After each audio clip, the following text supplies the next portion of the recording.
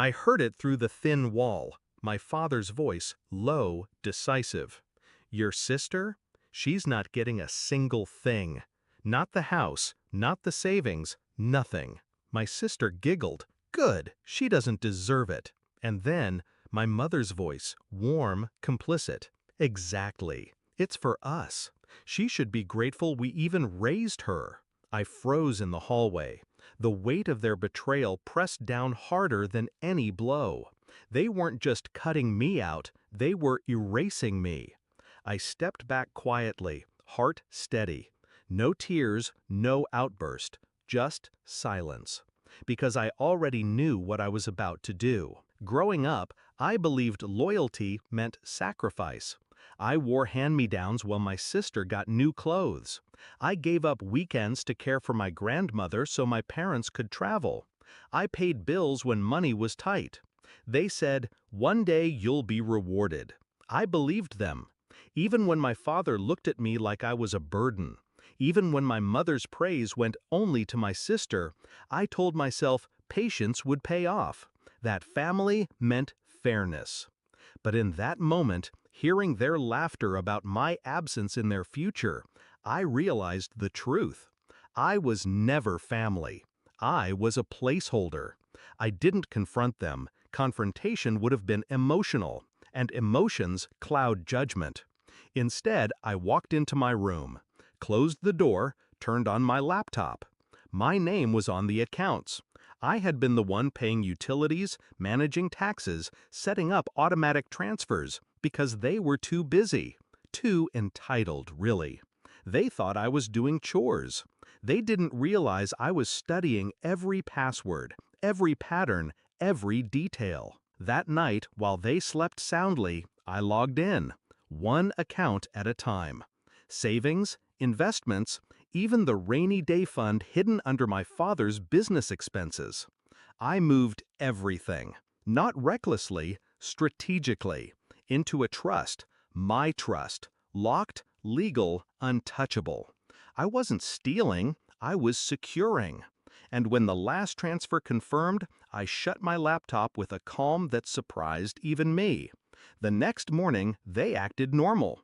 My father grumbled about the newspaper. My mother sipped her coffee with that smug, quiet smile. My sister scrolled her phone, smirking like she had already won something. I said nothing, just observed. Days passed. They carried on as if their secret conversation had never happened. But then the first bill bounced. The autopay for the mortgage failed. The credit card declined at dinner. Confusion turned to panic. I watched my father slam his fist against the table, veins bulging in his neck. I watched my mother whisper furiously, her voice trembling now instead of smug. My sister cried when her tuition payment didn't clear. They were unraveling, and I hadn't even made my move yet. It came a week later.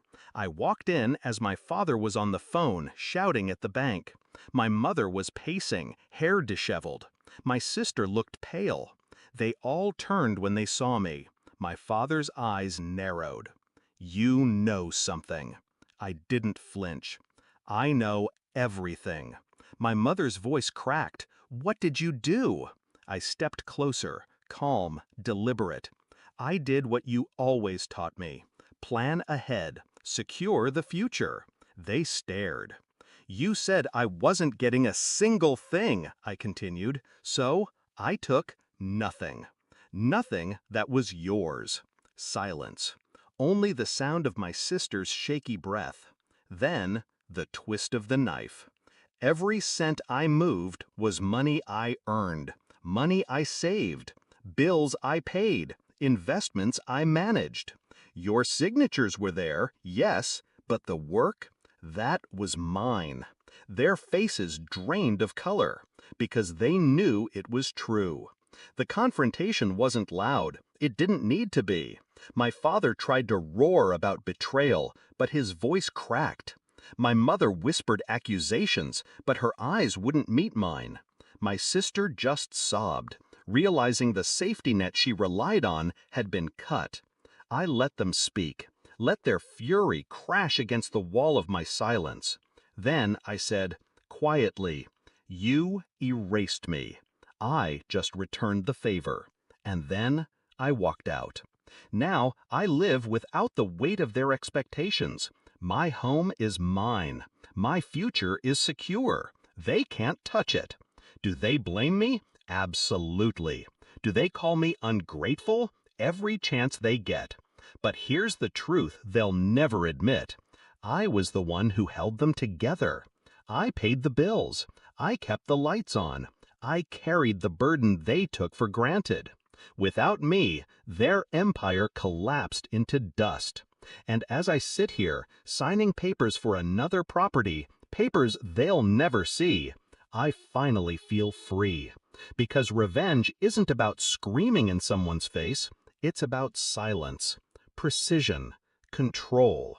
It's about watching the people who dismissed you realize, too late, that the thing they underestimated was the only thing keeping them alive.